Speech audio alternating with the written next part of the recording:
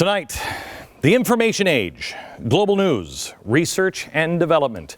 It's a full week of the future of the Blaze and the American Dream Labs. Come on, let's go.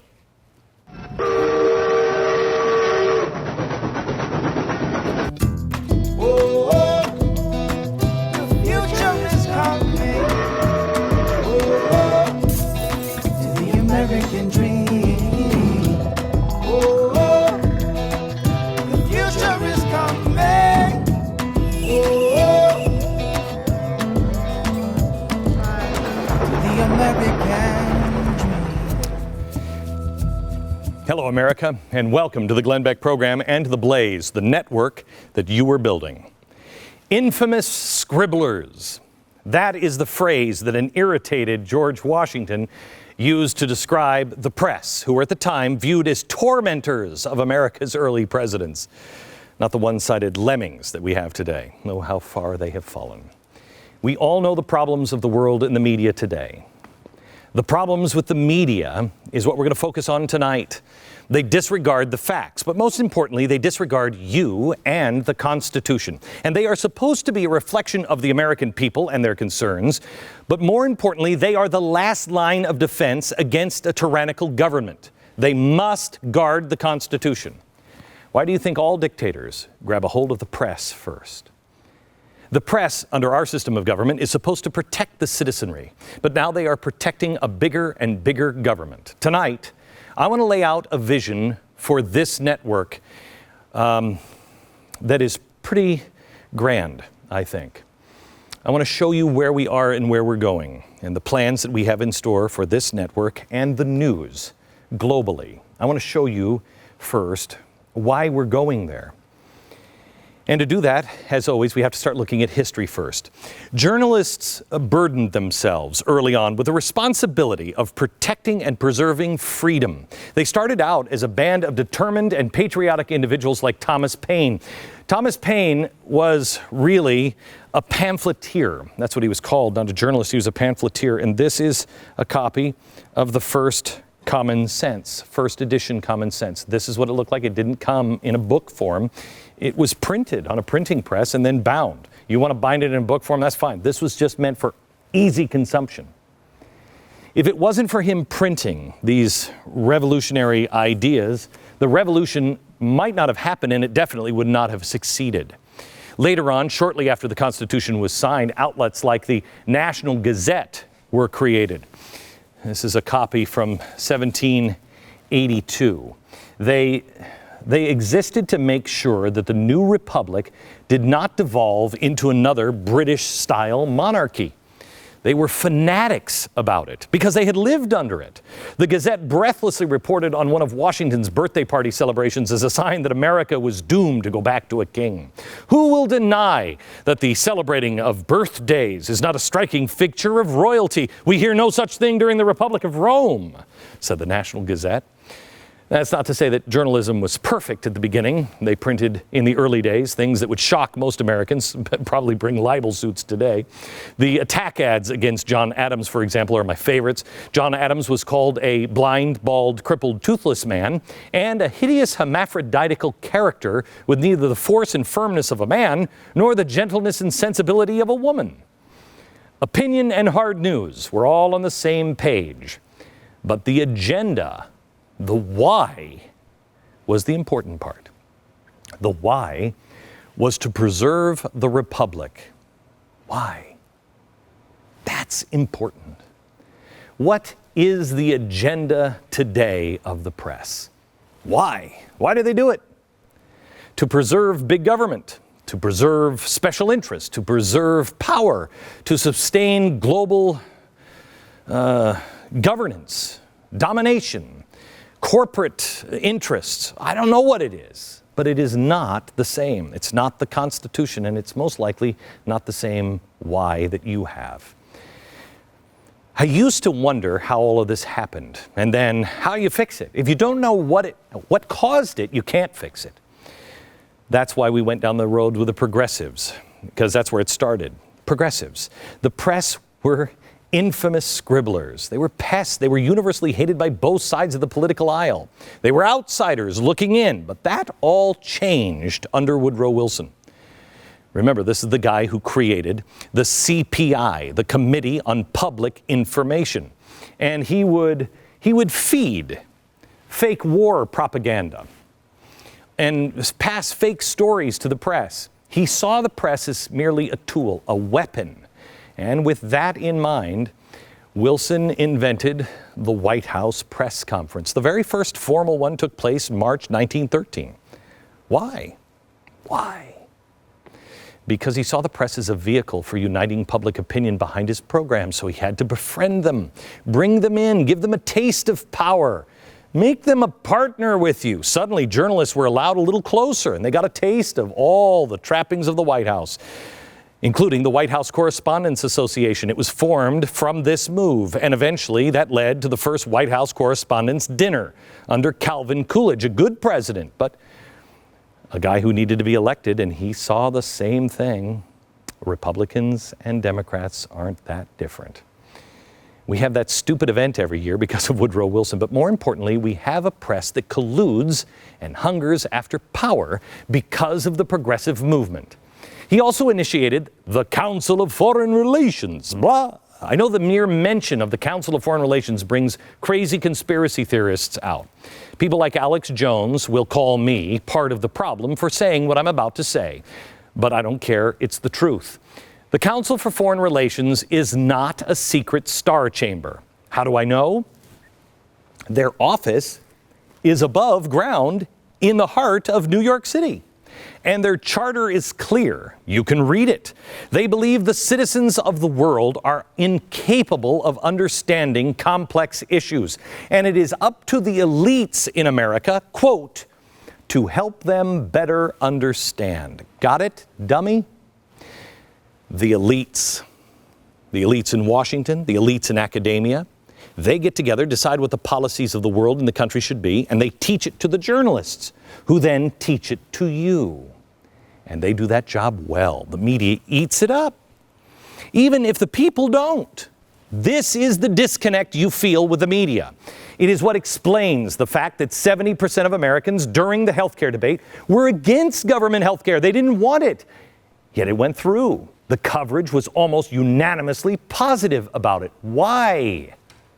How else can you explain the fact that only 4% think it's reasonable to have the top earners in America pay 40% in income tax? 4%. The latest tax hikes will accomplish that. Yet 96% of Americans are against it. But you wouldn't know that from watching the media or listening to any of the elites in Washington. You'd think America was begging for higher taxes, when in fact, 75% of all Americans say the right level for the top earners, the richest among us, is 30% or below. It's no wonder distrust in the media is at an all-time high, because the media no longer protects the republic.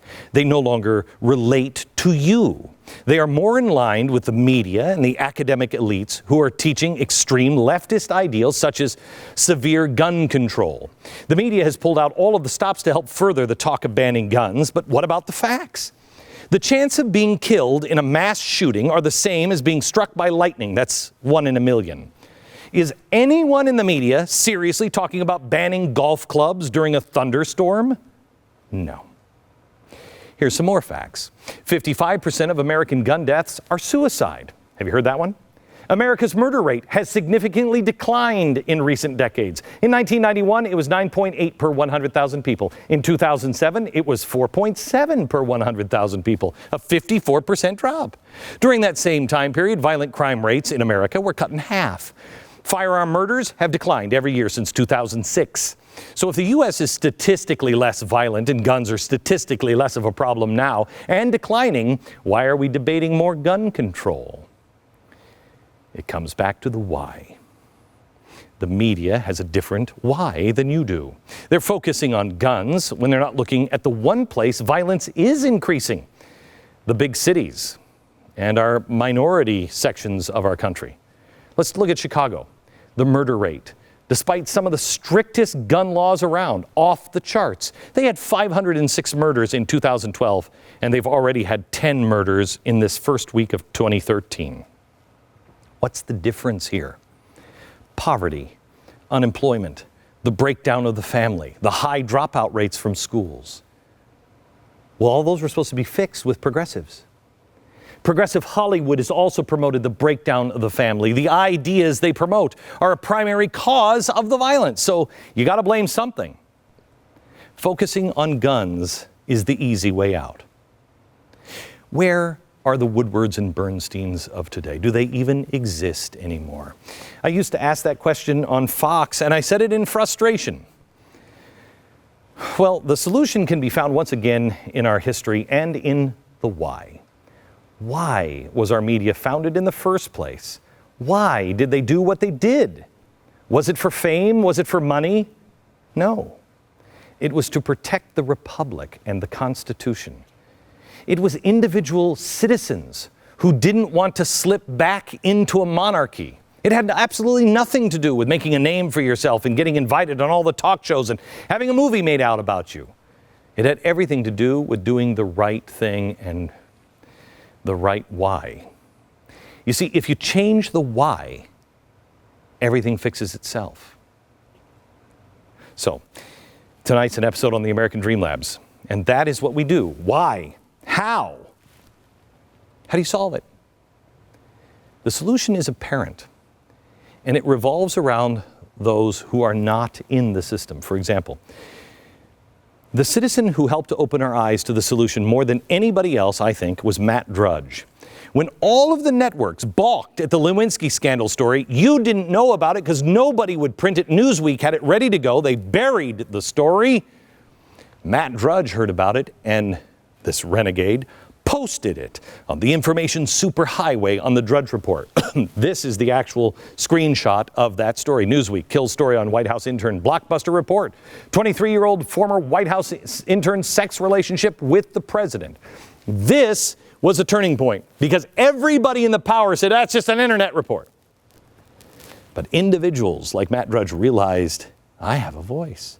I can make a difference. I can change the world. I don't need a giant media company to get the word out anymore. And that is crucial in a time when Al Gore and Hillary Clinton are telling people that Al Jazeera is a network founded on truth. When the Islamists that own Al Jazeera are stoning homosexuals and women adulterers to death, for those people to say that's the truth is insane. The Drudge headline was posted on January 17th, 1998. The very first mention of Monica Lewinsky in the New York Times didn't come until 4 days later. The press finally had to relent and report the obvious.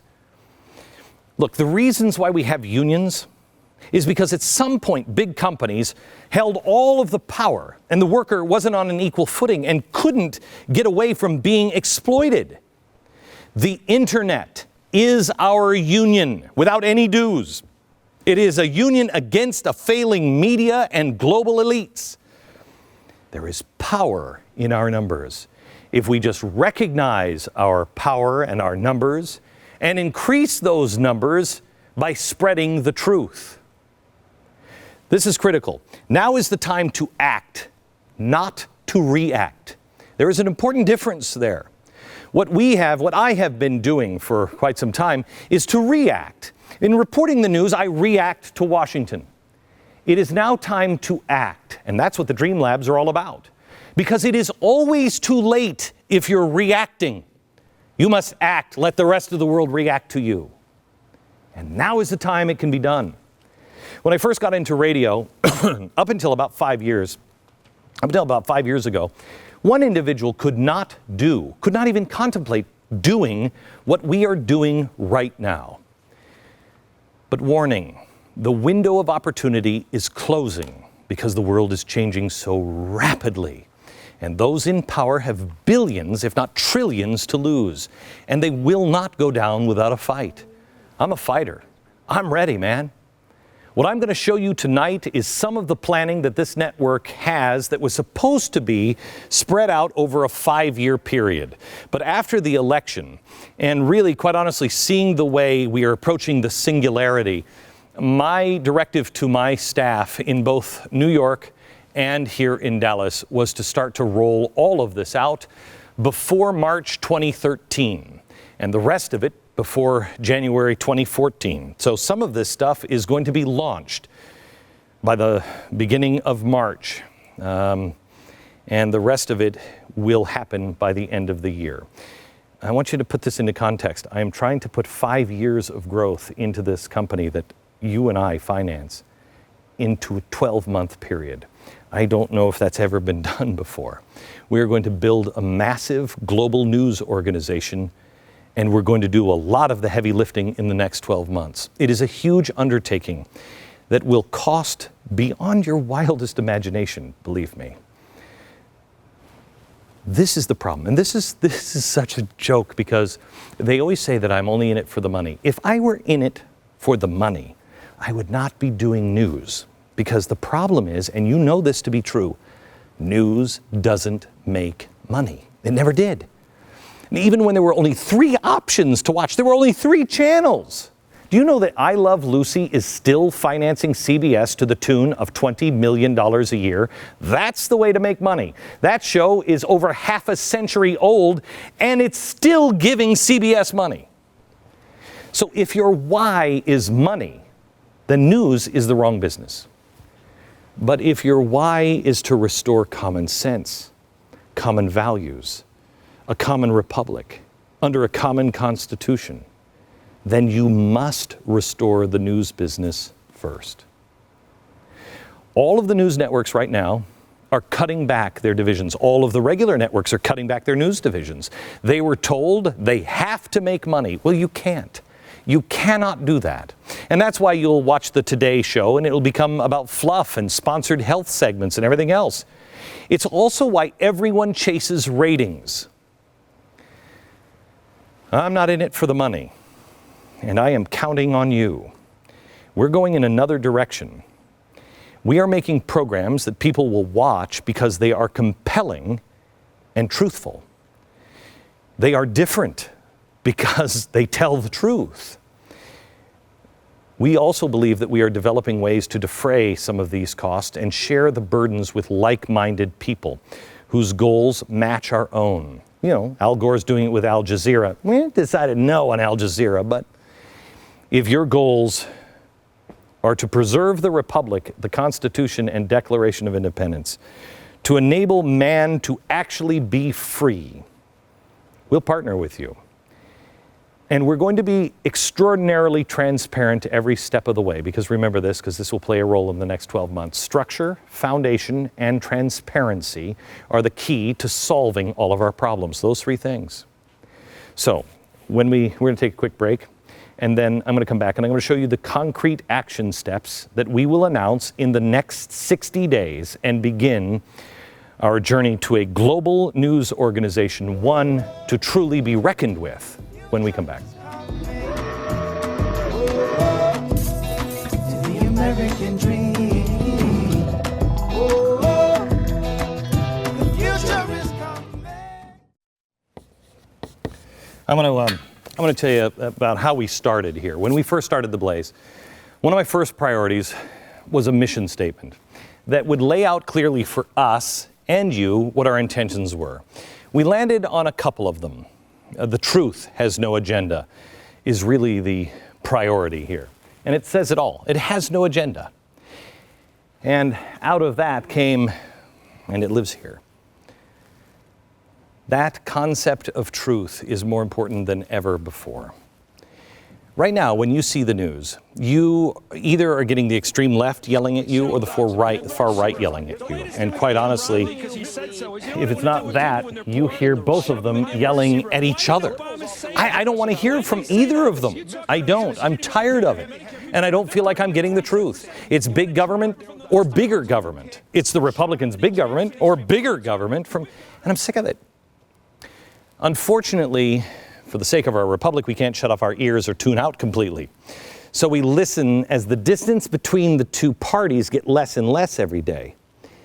And the distance between us and the two parties grows wider. That's trouble. And those are our options. But there is another option. Nobody takes the libertarians seriously because his chair was removed from the table a long time ago. He was called a classic liberal. Wait a minute. Classic liberal? That's a libertarian? Yes. The progressives changed the meaning of that word. Look, I want to make it very, very clear. I consider myself a libertarian and a growing libertarian. But I'm not Penn Jillette. I'm not ready to say, okay, heroin for everybody, because I don't think we're responsible. It's been 100 years of decay of each of us. But I'm a lot closer to Penn Jillette than I am to Chuck Hagel.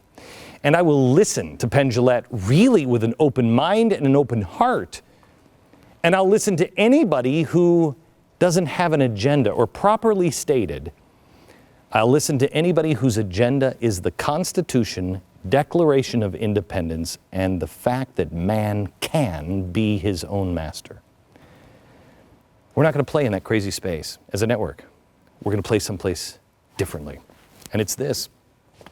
I've shown you this before, but this is critical to understand. Total government is here, anarchy is over here. That's your true left and right. No government, total government. This is the Nazis and the communists and everything else. This is where the Articles of Confederation were put by our founders. It was too weak, too close to anarchy, so we went to the Constitution. It was just far enough away from anarchy that we could be stable, but didn't have very much power. Well, Overton window, we keep moving this direction. And here's where the Republicans and Democrats are. And they keep moving this direction. These guys keep moving farther and farther and farther, and these guys keep moving farther and farther. That's what's happening. And we're moving far too close to total government. Well, why are we making this our option when they move this space where the American people, I think, truly live, is growing? This is the space that we want to argue. People who say, no wars whatsoever, go to the Constitution. To somebody over here, like Dick Cheney, will say, yes, we need war. I don't need to hear any farther than the edge of the Republican Party. You'll get that every place else. You're going to get common sense from us. That's what we are about. Recent history has shown us that the truth is no longer the top priority. I'm not sure it's a priority at all anymore for some media outlets. Instead, it is becoming about making profits and the mainstream media yielding to the pressure from the outside interest. The days of mom and pop press standing up to government and special interests, speaking truth to power, those days are long gone. I intend on changing that. So, therefore, over the next 60 days, this network will announce, among other things, 1. Our New York headquarters are now going to be a global information center based, unfortunately, in New York City. That is half of the company.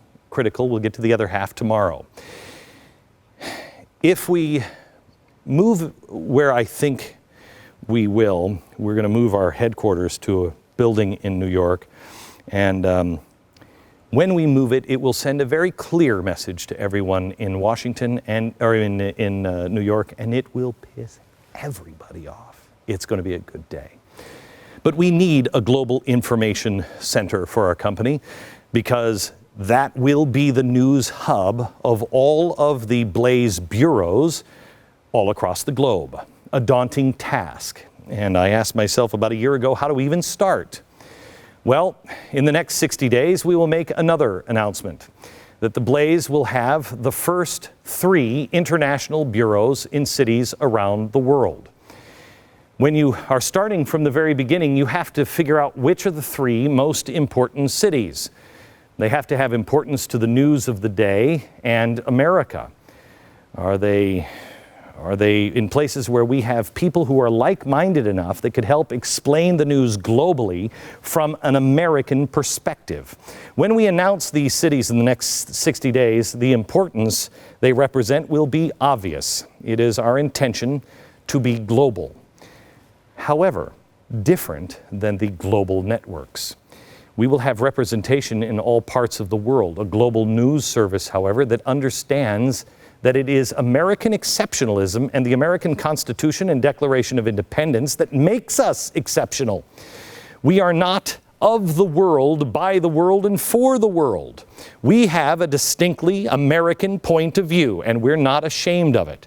That used to be the case with almost everybody in the news, and then 90% of the news organizations went global, and so our troops became the American forces.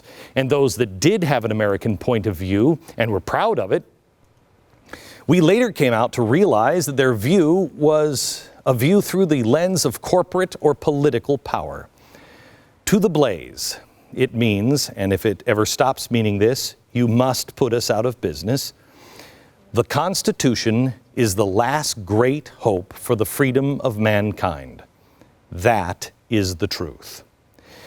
Next on our roster of things, we will have a new 60 Minutes. It's already in production. An investigative news magazine, the kind that 60 Minutes used to be. Remember when they made people sweat right here and they were like, Ours is called For the Record. Here's a quick look at what you can expect. What's black and white and red all over?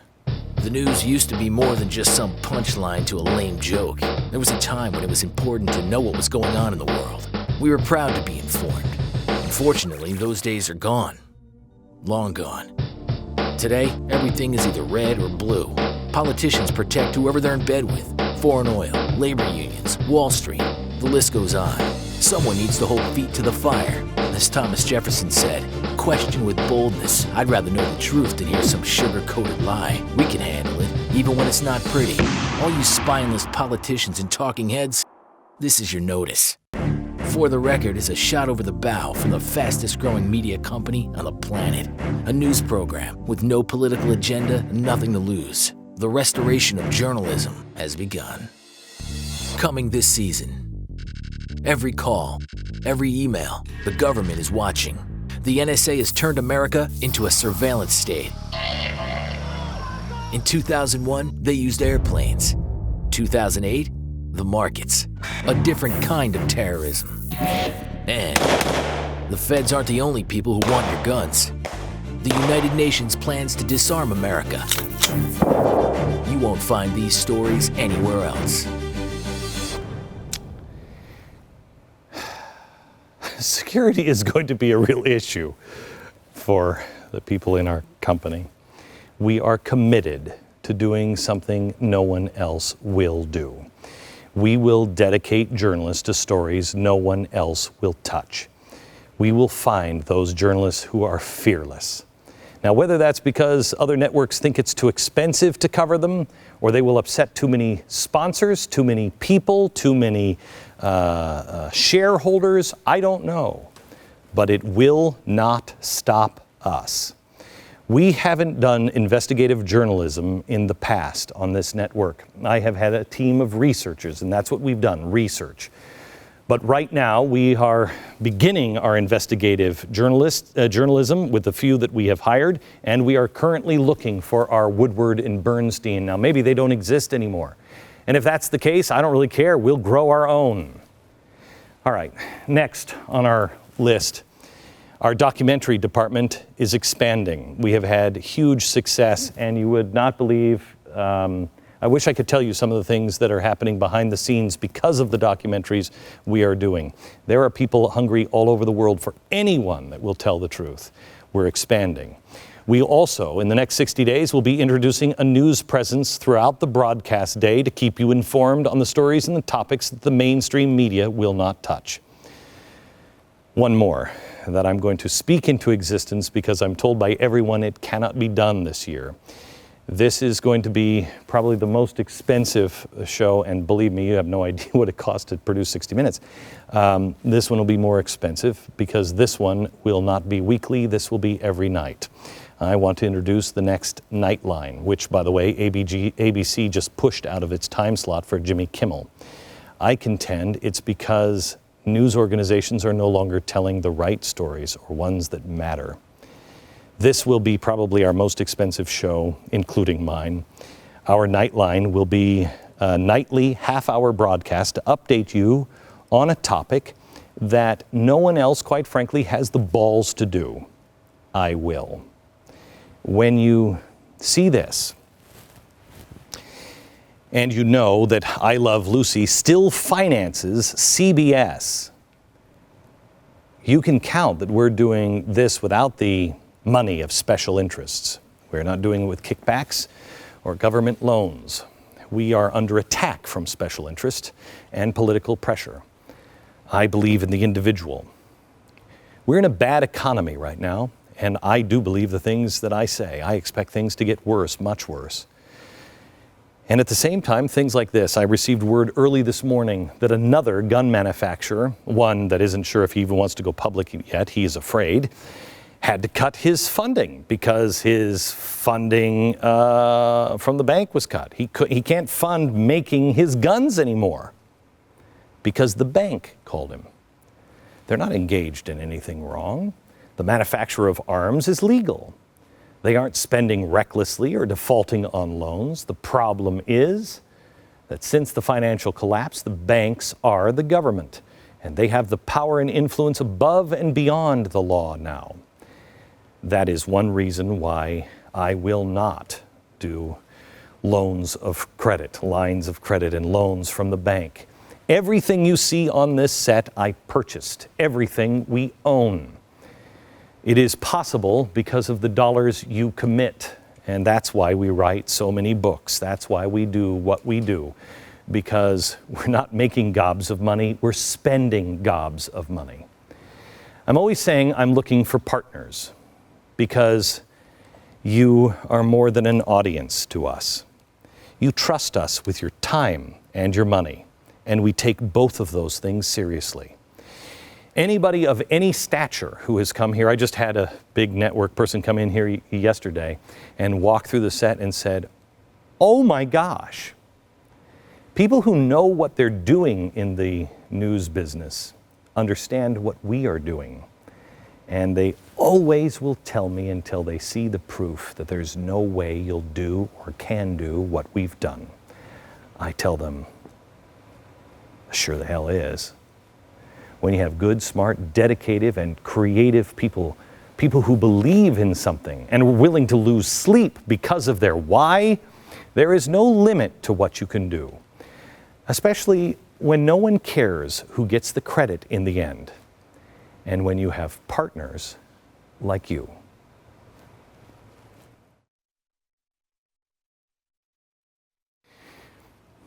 The Blaze, in a way, is citizen journalism in many ways, because we believe that it is our job to find out what's going on and inform you. But it's your job to inform yourself, to question with boldness and hold to the truth and then speak without fear. Spread the word. And as you will see Thursday, we believe the truth has an amazing way of distilling, purifying, and in the end, doing something only the truth can do. Build a unique community. That is our highest aspiration, to build a community of amazing, self-empowered and informed Americans. Right now, we're working on an incredible piece of technology, and it's called second screen technology. Much of the things that we're working on comes from the years of talking to our audiences when they come in. How you interact with the things you'll tell me all the time, Glenn, if you could just do this or just do that. But also how you interact with the space when you come into a studio like this. Teaches us a lot and shows us the things that not only you need, but also the things that you would like. We're going to give you, in the next 12 months, a way for you to watch the shows in ways that no one has ever done in television before.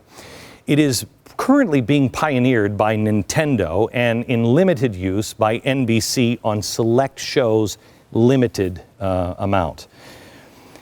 Here's what we're going to do. We're talking about developing this technology now into a 24-hour, 7-day-a-week service that the entire network will revolve around. The manpower on this idea alone is staggering. But here's the one difference between you and them. They believe your television is the center of the universe. We believe it's you. And second screen technology.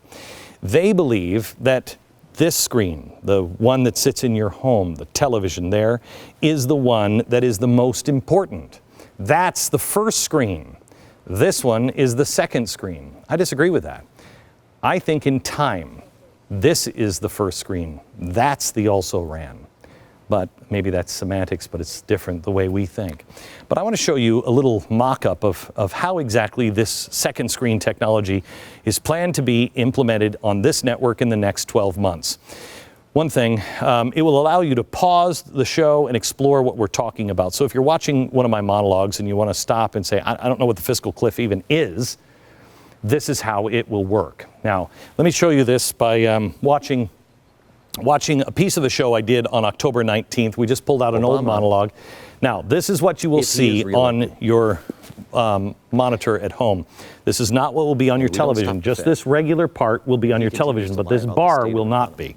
So you're watching this, and you see it there, and all of a sudden, this screen lights up, a little arrow. That's telling you that there's more information here. I'm just talking about Greece. So you click that arrow, it stops the program and brings up live video of what's happening right now in Greece. Or perhaps an old piece that we did where you can watch more footage of what the riots mean, etc., etc. If you just want to dismiss it, you don't have to click on it. Or when you're done, you just click on the screen again and it goes back to the monologue. And this syncs with your television. I just love now, this book. At this point, I'm starting to talk about this book, and you'll see the next little icon lights up.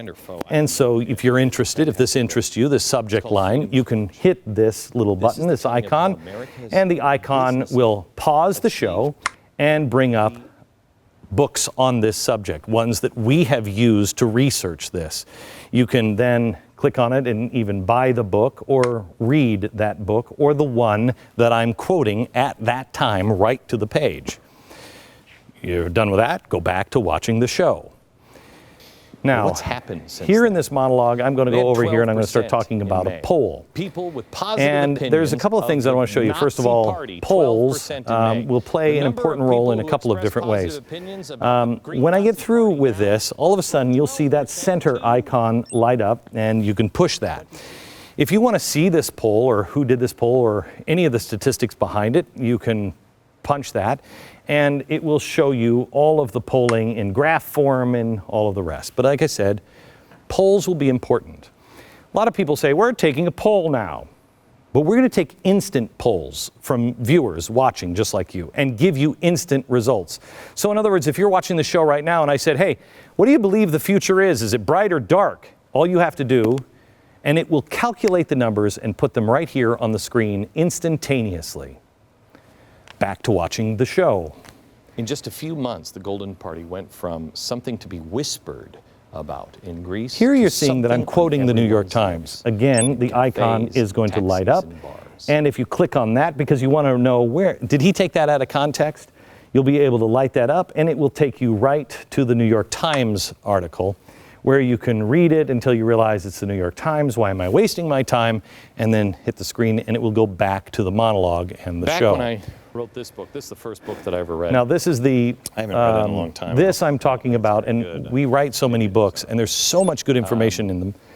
This is a reference, here I'm talking about the Golden Dawn Party, and I talked about how this works in, in that book that was written about 10 years ago. Click on the GB books and it will take you to all of our books and it will show you the books that have something on this topic. Click on the button, please. There you go, and it'll take you all to our books into that one and the page in which I'm quoting. It'll take you right to the chapter. It all goes back to the comparison between Jesus and Hitler. When Jesus and Hitler, the one thing they had in common, they both looked at people with problems and said, I have the solution, and people followed them. Okay, this is one part of the second screen technology that we will be introducing in the next 12 months. But there are two other pieces from the information age, global news we've covered, now into research and development. Two other things that if we have time, I want to show you when we come back.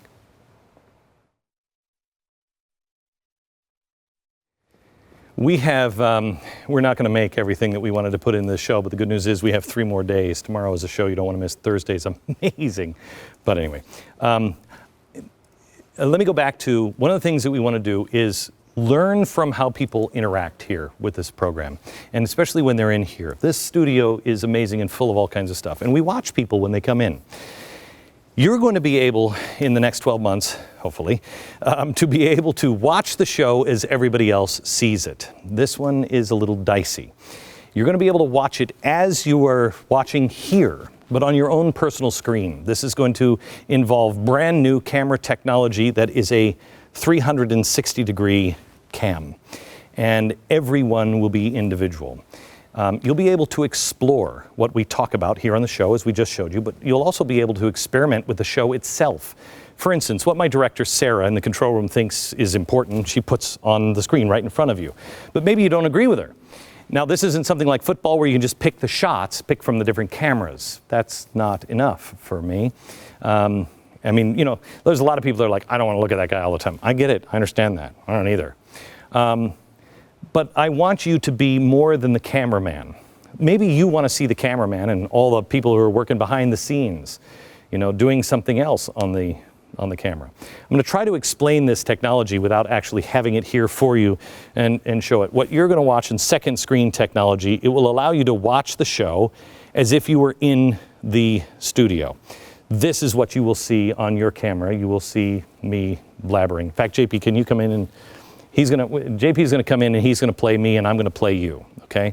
This is your second screen technology. So he's going to blab on and eventually he's going to cry and you're going to lose interest and you're going to be like, I hear this guy every day. It's driving me crazy.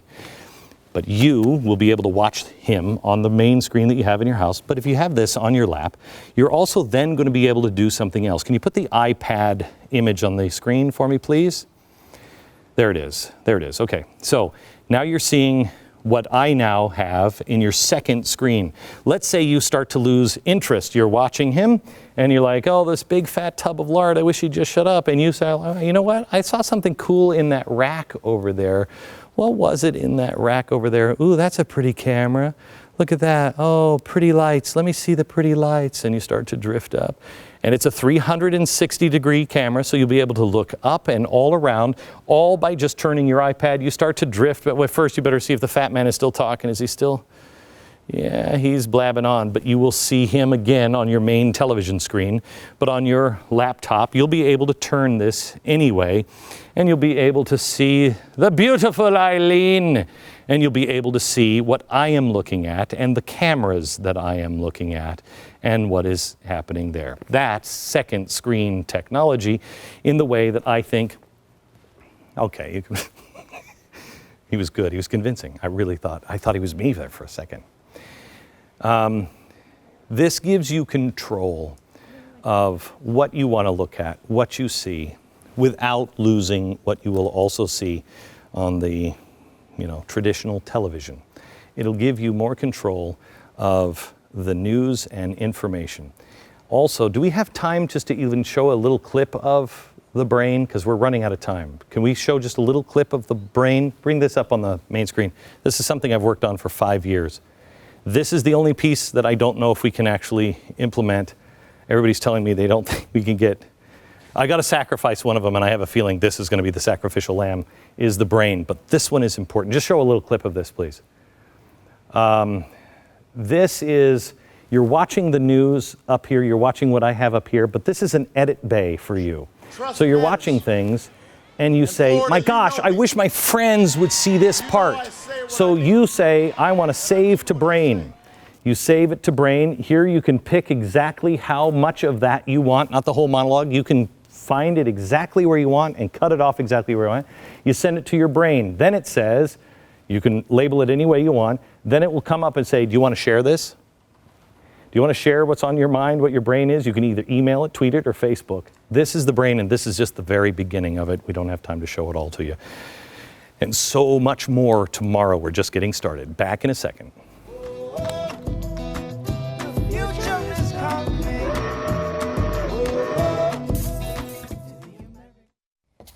Tomorrow, I'm going to begin to show you a little bit what I can inside the Dream Labs themselves. Farming, energy, and advertising. This is remarkable, what we're working on. Let me translate. Food, power, and jobs. That's tomorrow. The future is here. From Dallas. Good night, America. The future is coming to the American dream.